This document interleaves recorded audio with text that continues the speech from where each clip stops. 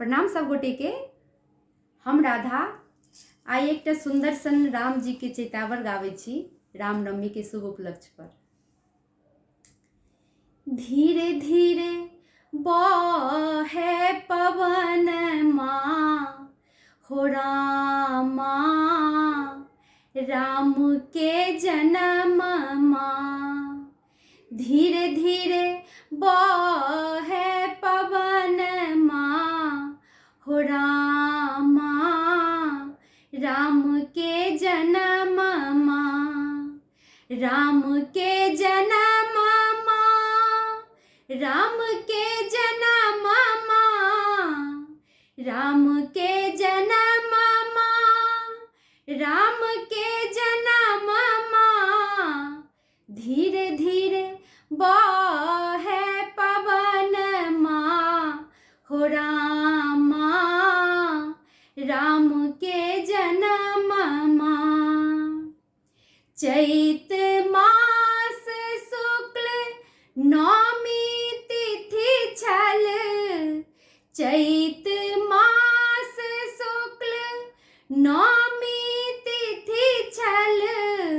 जनमल चारु ललन माँ हो रामा, राम के जन्म माँ। जनमल चारु ललन माँ हो रामा, राम के जन्म माँ। गुरु वशिष्ठ मुनि नाम उचारल, गुरु वशिष्ठ मुनि नाम उचारल। राम लखन भरत शत्रुघ्न हो रामा, राम के जन्म माँ।